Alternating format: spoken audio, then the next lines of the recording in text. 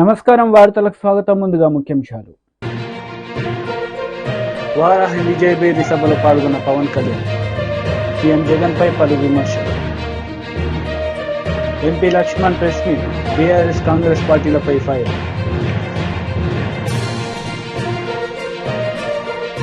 ఎన్నికల సందర్భంగా CM YS Jagan మేమంతా సిద్ధం బహిరంగ సభలో పాల్గొన్నారు. ఈ సందర్భంగా పలు అంశాలపై ఆయన ప్రసంగించారు.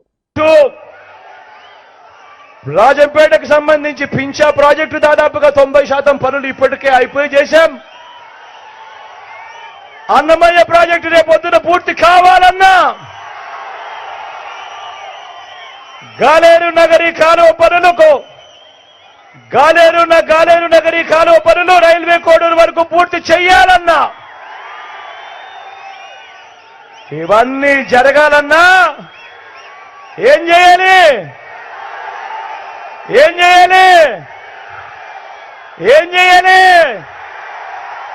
ఇవన్నీ జరగాలంటే ఏం చేయాలి?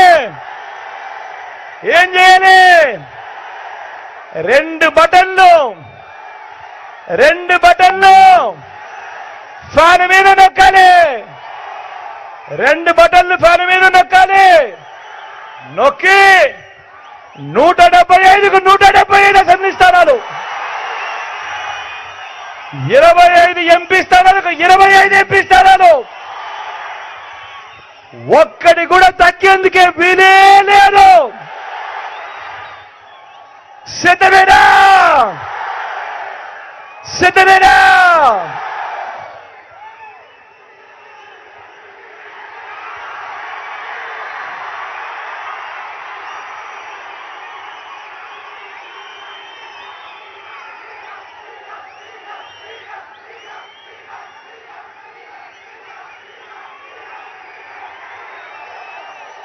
ఇక్కడో అక్కడో ఎక్కడో మన గుర్తు తెలియని వాళ్ళు ఎవరైనా ఉంటే, అన్నా మన గుర్తు ఫ్యాన్, తమ్ముడు మన గుర్తు ఫ్యాన్, అక్క మన గుర్తు ఫ్యాన్, చెల్లెమ్మ అక్క మన గుర్తు ఫ్యాన్, మన గుర్తు ఫ్యాన్ అమ్మా, అక్క మన గుర్తు ఫ్యాన్, అక్క పెద్దమ్మలు అవ్వలు మన గుర్తు ఫ్యాన్, తాతలు మన గుర్తు ఫ్యాన్. మంచి చేసిన ఈ ఫ్యాన్ ఎక్కడుండాలి? ఇంట్లోనే ఉండాలి. చెడు చేసిన సైకిల్ ఎక్కడుండాలి? ఇంటి బయటే ఉండాలి. తాగేసిన టీ గ్లాస్ ఎక్కడుండాలి? సింక్లోనే ఉండాలి.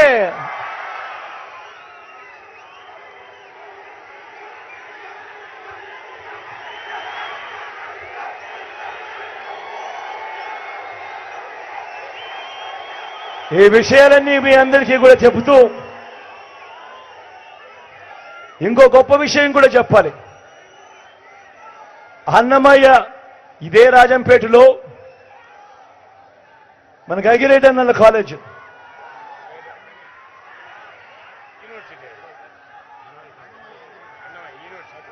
మన అన్నమయ్య కాలేజీను top 100 universities in the globe, అంటే ప్రపంచంలో టాప్ 100 యూనివర్సిటీస్ తో మన అన్నమయ్య కాలేజీను టైఅప్ చేయించి అన్నమయ్య కాలేజీను ఒక యూనివర్సిటీగా మీకు మీ జిల్లాకు ఇవ్వడం జరిగింది, రాజంపేట హెడ్ క్వార్టర్స్ గా. ఇది నిజంగా మన పిల్లలు ప్రపంచంలోని టాప్ 100 యూనివర్సిటీస్ లో భాగస్వామ్యమైన అన్నమయ్య యూనివర్సిటీలో మన పిల్లలు డిగ్రీలు తీసుకుంటారు. ఇది నిజంగా రాజంపేట చరిత్రలో ఒక పెద్ద హిస్టరీలో నిలబడిపోయే అంశం కని కూడా ఈ సందర్భంగా సగర్వంగా తెలియజేస్తా ఉన్నాను. ఈ విషయం కూడా చెబుతూ నా పక్కన అమరన్న నిల్చొని ఉన్నాడు.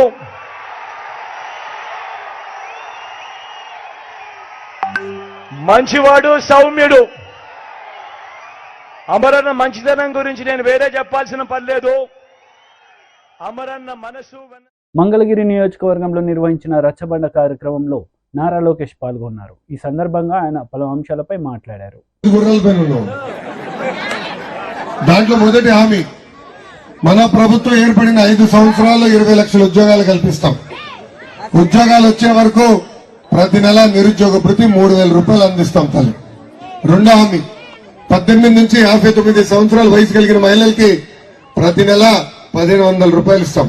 అంటే సంవత్సరానికి 18,000, 5 సంవత్సరాలు 90,000 రూపాయలు.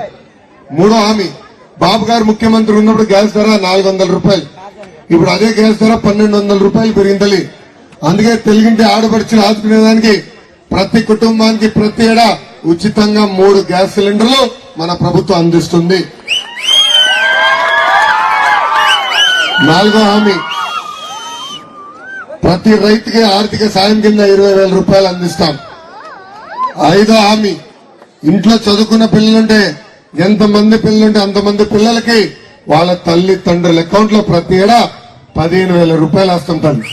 అంటే ఒకరుంటే 15,000, ఇద్దరుంటే 30,000, ముగ్గురుంటే ఎంతమ్మా? డ్వాక్రా సంఘాలు ఉన్నారు, లెక్కలు బాగేస్తారు. చెప్పండి, 45,000 రూపాయలు మీ అకౌంట్ లో జమ చేస్తాం. ఇంకా ఆరో హామీ ఏంటమ్మా? తెలుగింటి ఆడపడుచులు ఆర్టీసీ బస్సులో ఉచితంగా ప్రయాణించే హక్కు కూడా మన ప్రభుత్వం కల్పించబోతుంది. ఇట్లా 6 హామీలతో బాబు సూపర్ 6 రూపొందించాము. అమ్మా, జగన్మోహన్ రెడ్డి గారికి శవ రాజకీయాలంటే బాగా ఇష్టం తల్లి. 2014లో తండ్రి శవం వాడుకున్నారు. 2019లో సొంత బాబాయిని చంపేసి బాబాయ్ శవం వాడుకున్నారు. ఇప్పుడు 2024 వచ్చింది, ఆయన ఆలోచిస్తున్నారు ఎవరు శవం వాడదారా అని. అమ్మా, వృద్ధుల శవాలు వాడుకుంటున్నారు. ఆయన తెలుసు 1వ తారీఖు వస్తుందని, పెన్షన్ ఇవ్వాలని తెలుసు, కావాలని వాలంటీర్ల చేత ప్రచారం చేపించారు. అది తెలుసుకుని ఎలక్షన్ కమిషన్ ఏకంగా వాళ్ళని దూరంగా పెట్టారు కార్యక్రమాలకి. 1వ తారీఖు వచ్చింది, పెన్షన్ ఇవ్వాలి. కేవలం 10% నిధులే సచివాలయం పంపించారు. వృద్ధులందరూ క్యూ కట్టారు సచివాలయం ముందల, కానీ డబ్బులు ఇవ్వలా. మొదటి రోజు ఎండ దెబ్బలకి మొదటి రోజు 32 మంది వృద్ధులు చనిపోయారమ్మా. అందుకే వృద్ధులకి నేను హామీ ఇస్తున్నా, మన ప్రభుత్వ అధికారంలోకి వచ్చిన వెంటనే 3,000 రూపాయల పెన్షన్ ని 4,000 రూపాయలు చేసే బాధ్యత మేము తీసుకుంటాం. వాలంటీర్ వ్యవస్థ కొనసాగిస్తాం. కేవలం పెన్షన్ కాదు, ఇతర సంక్షేమ కార్యక్రమాలు నేరుగా మీ గడపకు అందించే బాధ్యత కూడా మేము తీసుకుంటాం. తల్లి, ఎన్ని సాధించాలంటే మీరేం చేయాలి తల్లి? ఏం చేయాలి తల్లి? మనకి 2 ఓట్లు ఉంటాయి.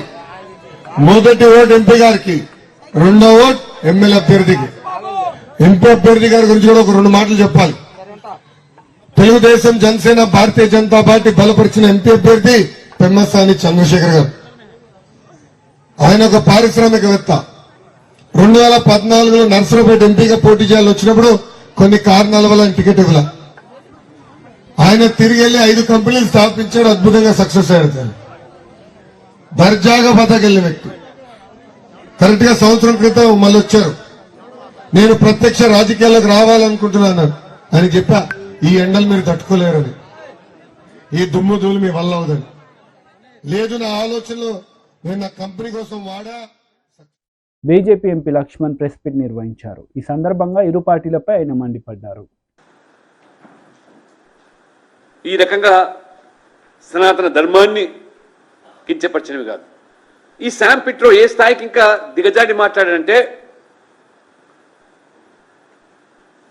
రాజ్యాంగం నిర్మాణంలో బాబాసాహెబ్ అంబేద్కర్ గారి యొక్క సహకారం కంటే, కాంట్రిబ్యూషన్ కంటే నెహ్రూ గారిది గొప్పదని, నెహ్రూ గారిది ఎక్కువ పాత్ర ఉందని చెప్పి అంబేద్కర్ గారిని అవమానపరిచే విధంగా వ్యాఖ్యానిస్తే కాంగ్రెస్ పార్టీ చోద్యం చూస్తున్నదంటే ఇది కాంగ్రెస్ యొక్క రహస్య ఎజెండాలో భాగం కాదా? దానికి అనుగుణంగానే అంబేద్కర్ గారు పోటీ చేస్తే కాంగ్రెస్ ఓడించిన చరిత్ర, అంబేద్కర్ గారి చిత్రపటాన్ని పార్లమెంట్ సెంట్రల్ హాల్లో వారు పెట్టకపోవడము, భారత్ రత్న ఇవ్వకపోవడము, ఇవన్నీ దేనికి సంకేతం? పిట్రోడ వ్యాఖ్యలకు మీ యొక్క పనితీరుకు అద్దం పడుతూ ఉన్నది. అంటే అంబేద్కర్ గారి కంటే నెహ్రూ కాంట్రిబ్యూషనే ఈ రాజ్యాంగ నిర్మాణంలో ఎక్కువగా ఉందని. అందుకనే ఈ యొక్క అంబేద్కర్ గారి యొక్క మేధస్సు తెలివితేటల ముందు నెహ్రూ మరి సరిపడనే ఒక దుగ్ధతతోనే కాంగ్రెస్ పార్టీ ఆనాడు బాబాసాహెబ్ అంబేద్కర్ ఎన్నికల్లో ఓడించింది. ఆనాడు డాక్టర్ శ్యామాప్రసాద్ ముఖర్జీ అదే అంబేద్కర్ గారిని పశ్చిమ బెంగాల్ నుంచి గెలిపించడానికి బాధ్యత తీసుకున్న ఆనాడు భారతీయ జనసంఘ నాయకుడు డాక్టర్ శ్యామాప్రసాద్ ముఖర్జీ. కాబట్టి ఇలాంటి అనేకమైన అంశాలు, పుల్వామా లాంటి దాడులు ఈ సహజంగానే జరుగుతూ ఉంటాయి.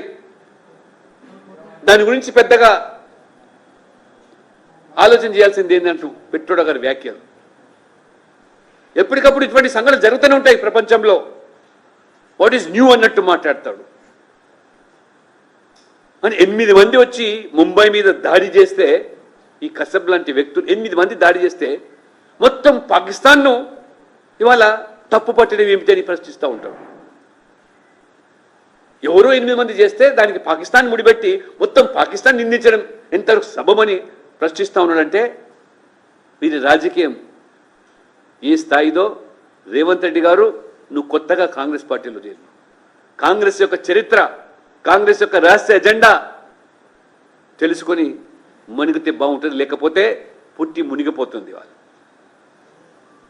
అందుకనే అనేక సందర్భాల్లో కాంగ్రెస్ నాయకులు సర్జికల్ స్ట్రైక్స్ గురించి, ఎయిర్ స్ట్రైక్స్ గురించి, మన సేనలను కించపరిచే విధంగా, అవమానపరిచే విధంగా ఏ రకంగా మాట్లాడారో మీరు చూస్తూ ఉన్నారు. ఈరోజు పాకిస్తాన్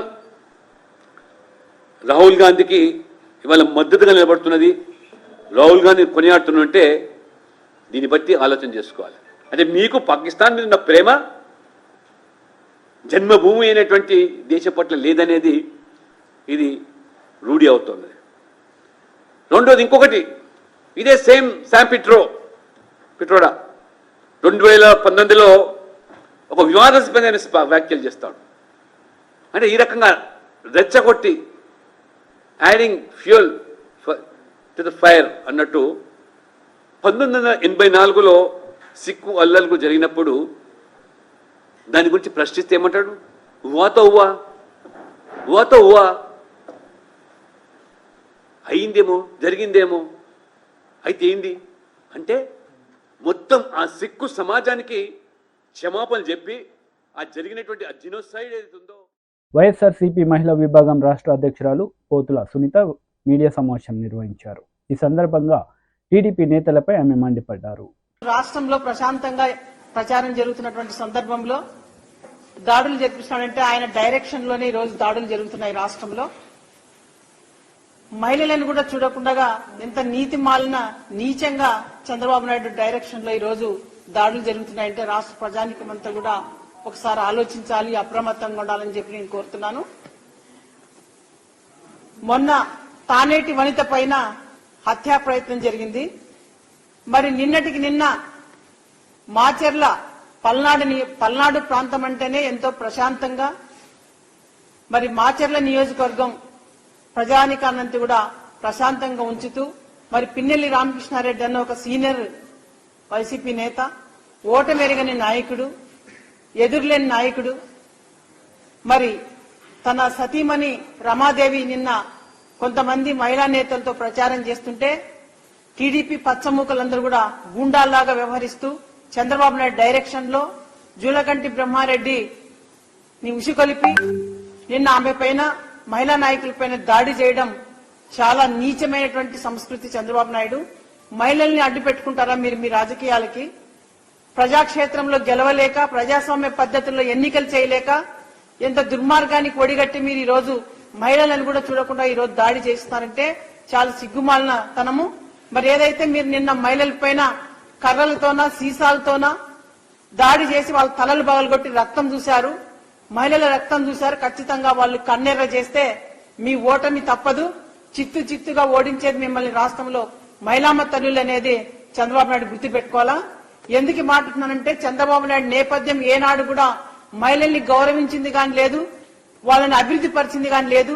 మోసం చేసిన నైజమే చంద్రబాబు నాయుడు కాబట్టి, మహిళలంటే చంద్రబాబు నాయుడుకి లెక్కలేదు కాబట్టి మహిళా నేతలపైన, మహిళా అభ్యర్థులపైన, ప్రశాంతంగా ప్రచారం చేస్తున్నటువంటి మహిళలపైన దాడులు చేయించడం చాలా నీతిమాలిన చర్య చంద్రబాబు నాయుడు. మీకు వయసు అయింది కానీ మీకు బుద్ధి లేదు కొంచెం కూడా. మీకు నిజంగంటే పిచ్చి పట్టింది. ఏది పడితే అది మాట్లాడడం, ఎట్లా పడితే అట్లా అరవడం రాష్ట్రంలో చూస్తున్నారు ప్రజలు. నీ మేనిఫెస్టో కూడా బోగస్ మేనిఫెస్టో. అది నిన్న ఆంధ్ర రాష్ట్ర ప్రజలందరికీ కూడా విజ్ఞప్తి చేస్తున్నాను, ఆ బోగస్ మేనిఫెస్టో నమ్మొద్దండి. గోబెల్స్ ప్రచారం అది. చంద్రబాబు నాయుడు అన్ని కూడా ముందు నుంచి గోబెల్స్ ప్రచారమే. ఏదో ఒక దుష్ప్రచారాలు చేసి పచ్చ మీడియాను అడ్డం పెట్టుకుని రాజకీయాలకు రావాలని చూస్తున్నాడు తప్పితే ప్రజాక్షేత్రంలో వాళ్ళకి ప్రజల దగ్గర ఎలాంటి గౌరవం గాని, ప్రజల దగ్గర ఎలాంటి భరోసా లేదు చంద్రబాబు నాయుడుకి. కాబట్టి ఈరోజు భయపడి ఓటమి భయం పట్టుకొని ఓడిపోతున్నానని తెలిసే ఈరోజు ప్రజాక్షేత్రంలో విలువ లేకనే ఈరోజు చంద్రబాబు నాయుడు ఇలాంటి దాడులు చేపిస్తున్న వాళ్ళ పార్టీ నాయకులతోనా, కూటమితోనా. ఇది మంచి పద్ధతి కాదు చంద్రబాబు నాయుడు. మీకు ఏదైనా ప్రజాస్వామ్య పద్ధతుల్లోనే ఎన్నుకోవాలి తప్పితే ఇలా భయపెట్టి నయాన భయాన రాజకీయాలు చేసి గెలవాలంటే ప్రజలు సిద్ధంగా లేరు. ఎందుకంటే జగనన్న ప్రభుత్వంలో దేశానికే ఈరోజు జగనన్న ఆదర్శంగా నిలబడ్డారు. అనేక సంస్కరణలు తీసుకొచ్చారు. పేద ప్రజానికంతని కూడా ఈరోజు అభివృద్ధి పథంలో నడిపిస్తున్నాడు. ఈరోజు విద్య, వైద్య, వ్యవసాయ రంగాల్లో దేశానికి ఆదర్శం జగనన్న. ఈరోజు నిజంగంటే ఈరోజు ఎంతమంది విద్యార్థులు ఈరోజు ఈ రాష్ట్రంలో పేద విద్యార్థులంతా చదువుకొని ఉన్నత స్థాయికి పోవాలని చెప్పి ఈరోజు విద్యా విధానంలో ఎన్నో విప్లవాత్మక మార్పులు తీసుకొస్తే అవి కూడా ఓర్చుకోలేక చంద్రబాబు నాయుడు ఎంత దుష్ప్రచారాలు చేస్తున్నారంటే మరి ఏదో ఒకటి ప్రజల్లో అబద్దాలు సృష్టించి ప్రజల దగ్గర ఓట్లు వేయించుకోవాలనేదే చంద్రబాబు నాయుడు నైజం. మరి మహిళామ తల్లుల పైన కూడా ఈ రోజు ఇంత దుర్మార్గంగా మహిళలు, ఎందుకంటే ఈ రోజు జగనన్న ప్రభుత్వంలో మహిళలే మహారాణులు, మహిళలకు అగ్రతాంబాలు ఇచ్చినటువంటి నాయకుడు జగన్మోహన్ రెడ్డి గారు. దేశానికే ఈ రోజు ఆదర్శం. చంద్రబాబు నాయుడు ప్రభుత్వంలో ఒక నినాదంగానే పనిచేశాడు కానీ ఏ రోజు కూడా ఒక విధానంతో మహిళలకు పనిచేయలేదు చంద్రబాబు నాయుడు. ఈ రోజు జగనన్న ఒక విధానంతో మహిళలకి మరి వాళ్ళ ఆర్థికాభివృద్ధి కోసం వాళ్ళని రాజకీయంగా కూడా ఎన్నో పదవులు ఇచ్చి మహిళల్ని అందలం ఎక్కించినటువంటి ముఖ్యమంత్రి జగనన్న. మరి ప్రతి గ్రామంలో మహిళలందరూ కూడా ఎంతో అభివృద్ధి చెందారు. వాళ్ళందరూ కూడా ఈ రోజు ఓట్లు వేయడానికి జగనన్నకి మద్దతు పలకడానికి సిద్ధమైపోయారు. మరి రేపు మే 13న మహిళా వారాహి విజయబేరి బహిరంగ సభలో జనసేన అధినేత పవన్ కళ్యాణ్ పాల్గొన్నారు. ఈ సందర్భంగా ప్రజలను ఉద్దేశించి ఆయన మాట్లాడారు. ఒక స్కిల్ సెట్ సరిపోదు, ఒక నైపుణ్యం సరిపోదు, 4-5 నైపుణ్యాలు కావాలి, 4-5 స్కిల్ సెట్స్ కావాలి. ఎవడు నేర్పిస్తాడు అవన్నీ? ప్రభుత్వం బాధ్యత తీసుకోవాలి. ఆ బాధ్యత, అందుకే నేను మీకు మాటిస్తున్నాను యువతకి, మీకోసం దశాబ్దం అన్ని వదిలి పెంచిన నాయకులు బూతులు తిడుతుంటే నేను భరిస్తా ఉన్నా. దేనికోసం భరిస్తాను? మీకోసం భరిస్తాను, మీ భవిష్యత్తు కోసం. నేను మీకు మాటిస్తున్నా, నేను మీకోసం మాటిస్తున్నా, మీ భవిష్యత్తు కోసం అహిర్నిశలు ఒళ్ళుంచి నేను పనిచేస్తాను మీకోసం.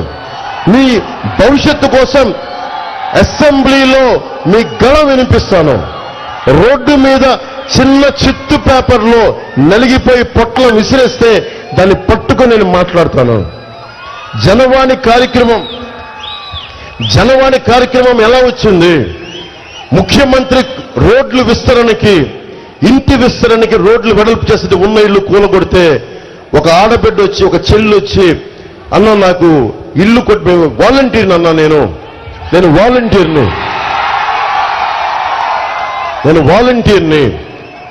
నేను వైసీపీ వాలంటీర్ని, మాకే దిక్కు లేదని ఇల్లు కొట్టేశారు, ప్రత్యామ్నాయం చూపించలేదంటే అమ్మాయి నాకు కంప్లైంట్ చేసిన 3వ రోజు 4వ రోజు బెదిరింపులు స్టార్ట్ చేశారు. ఎందుకు వెళ్ళావు నేను చంపమంటే, వాళ్ళ అన్నయ్యకి బెదిరింపులు ఇచ్చారు, చంపేస్తామని చెప్పారు. ఏం జరిగింది అంటే ఒక 10 రోజుల తర్వాత మళ్ళీ ఒక నెల రోజుల తర్వాత ఆ అమ్మాయి వచ్చి మళ్ళీ చాలా మంది ఇట్లా ఇంత జనం ఉంటే పార్టీ ఆఫీస్ దగ్గర అన్న ఇట్లా మాట్లాడితే తీసుకున్నాను. నాకు గుర్తుంది, అమ్మాయి చెప్పమ్మా నీ పేరేంటని. ఎందుకని పేపర్ తీసుకుంటే, అన్న ఒకసారి నీతో మాట్లాడాలి 5 నిమిషాలు అంటే 5 నిమిషాలు వెళ్తే దీనివల్ల నీకేం ఆనందం వస్తుంది? దీనివల్ల అంటే నా కోరిక ఏంటంటే, నా విన్నపం ఇది ప్రధానమంత్రి గారి మీదకి విసిరేశారు. ఉత్సాహం ఉండాలి కానీ ఇబ్బంది పెట్టేలా ఉండకూడదు. నా రిక్వెస్ట్ ప్లీజ్. నా భయం వేసింది. నేను ప్రధానమంత్రి గారి మీద అందరూ ఎర్రతో వాళ్ళు గబుక్కునే ఉత్సాహం విసిరేస్తుంటే, అరే ప్రపంచంలో అత్యంత పవర్ఫుల్ నాయకుడు మనం తక్కువ చేయకుండా మనం ఆయన్ని గౌరవించాలి. మనం జెండాలు పట్టుకొని నేను విషయాన్ని అర్థం చేసుకున్నా. నాకు తెలుసు సలసలసల కాగే రక్తం ఏం చేస్తా అన్న ఇటు చూడని చెప్పడం. మీరేం చేయాలి? తువ్వాళ్ళు ఇలా ఊపండి, తువ్వాళ్ళు ఊపండి. ఆనందం ఇసరటం వల్ల అది మన సంస్కారంగా, అది మటుకు దయచేసి నా రిక్వెస్ట్. మీ ఉత్సాహం కాదను. మళ్ళీ విషయానికి వద్దాం. ఆ బిడ్డ నా దగ్గరికి వచ్చి మాట్లాడాలి, చెప్పమ్మా ఏమైందంటే వచ్చి నా దగ్గరికి ఏం చెప్పింది, అన్న ఆ రోజు నీ దగ్గరికి వచ్చి చెప్పాను కదన్నా, చెప్తే మా అన్న కనిపించట్లేదన్నా, మొన్న వారం రోజుల క్రితం మా అన్నని శవమై తిరిగి వచ్చారన్నా, ఒక ట్రైలర్ ఆటోలో పట్టుకొచ్చారన్నా మా అన్నని. ఏం జరిగిందమ్మా అన్న ఆ రోజు నీకు వచ్చి కంప్లైంట్ చేయగానే చాలా బెదిరింపు కాల్సి వచ్చినాయి అన్న, మా అన్నని బెదిరించారన్నా. సాయంత్రం సండేకి వెళ్ళి ఆదివారం అన్న రోజున ఆదివారం ఇంటికి వెళ్ళి చేపలు కొనుక్కొస్తానని మార్కెట్కి వెళ్ళాడన్నా, ఇంటికి రాలేదన్నా. మధ్యాహ్నం రాలేదన్నా, సాయంత్రం రాలేదు. నెక్స్ట్ డే 24 గంటల తర్వాత నేను ఒంగోలుకి వెళ్ళిపోయానని ఫోన్ చేశాడంట. ఎందుకు వెళ్ళిపోయాను అన్నయ్య, వాళ్ళ అన్నయ్య అమ్మాయి అడిగితే నేను చెప్తానులే అన్నాడు. 72 గంటల తర్వాత అబ్బాయి శవమై ట్రైలర్లో పట్టుకొచ్చి వదిలేసి వెళ్ళిపోయారు. అమ్మాయి భయపడిపోయింది, తల్లి ఆ బిడ్డ వాళ్ళ అన్నయ్య. అన్నను చంపేశారు. పోలీసులు దాని మీద రెస్పాన్స్ ఇవ్వలేదు. నేను మాట్లాడితేనేమో తెలుసు కదా ఈ ప్రభుత్వం ఎలా ఉంటుందో, దాని మీద ఖాతరు చేయలేదు. నేను చెప్తున్నాను మీకు, ఆ కేసు తిరిగి నేను రీఓపెన్ చేయిస్తాను. ఆ బిడ్డ ఏడుపు నేను మర్చిపోలేను, ఆ చెల్లెలు ఏడుపు నేను మర్చిపోలేను. రీఓపెన్ చేయిస్తాను ఆ కేసు. అలాగే ఎందుకు చెప్తున్నాను ఈ మాట అంటే, జనవాణి కార్యక్రమం అలా ప్రారంభమైంది. నేను వినటానికి రెడీగా ఉన్నాను. మన పశ్చిమ నియోజకవర్గం ఉంది, ఇక్కడ మనకి సమస్య ఉంది. మన నాయకుల్ని పంపిస్తాను, వెళ్ళిపోయిన నాయకులను వదిలేద్దాం, కొత్త నాయకులు తయారు చేస్తాం, మీలో నుంచి పుట్టిస్తాం నాయకుల్ని. మనం ఉన్న నాయకుల్ని ముందుకు పైకి తీసుకొస్తాం. మీ సమస్యకి ఆయన ఎమ్మెల్యేగా ప్రమాణ స్వీకారం చేయబోతారు కొద్ది రోజుల్లోనే, మనకి జూన్లో. నేను తీసుకెళ్తాను, ఆయన ఎలాగ చేస్తారు ఆయనకు చెప్పక్కర్లా. కానీ ప్రత్యేకమైన అభ్యర్థులు ఏదైనా ఉంటే జనసేన దృష్టికి తీసుకురండి. మీరు హిందువులా, ముస్లింలా, క్రిస్టియన్నా, ఏ కులం, బీసీ, ఎస్టీ, కాపు, మీరు ఏ కులమైనా కానివ్వండి, మీకు అన్యాయం జరిగింది, నాకు ఇది కావాలి, ఈ సమస్య ఉంది అని మా దృష్టికి తీసుకురండి. భారతీయ జనతా పార్టీ నాయకుల దృష్టికి తీసుకెళ్ళండి, తెలుగుదేశం నాయకుల దృష్టికి తీసుకెళ్ళండి. మేము వచ్చి మీకు నిర్విరామంగా నిస్వార్థంగా పనిచేయడానికి సిద్ధపడి ఈ రోజున వారాహి మీద మనకి వారాహి తల్లి ఆశీస్సులతో మీ ఎదుటిగా నిలబడి మేము మాట్లాడుతున్నాం, ఇది మాటిస్తున్నాం. అలాగే యువతకి ఫీజు రీయింబర్స్మెంట్ చేయాల 2,300 కోట్ల రూపాయలు. డబ్బు ఎలా వేస్ట్ అవుద్ది చెప్పండి, డబ్బు ఎలా వేస్ట్ అవుద్ది? 2,000 గొంతు పోతుంది, అరవగంట గొంతు పోతుంది ఈరోజు అరుగుతుంది. 2,300 కోట్ల రూపాయలు రంగులు వేసిండు. 1,300 కోట్లు గవర్నమెంట్ భవనాలకి. మీరు ఎప్పుడన్నా, మీరందరూ యువత కదా, మీరు ఆలోచించండి, ఎప్పుడన్నా కేంద్ర భవనాలకి పార్టీ మారినప్పుడల్లా కేంద్ర భవనాలకి దశాబ్దంగా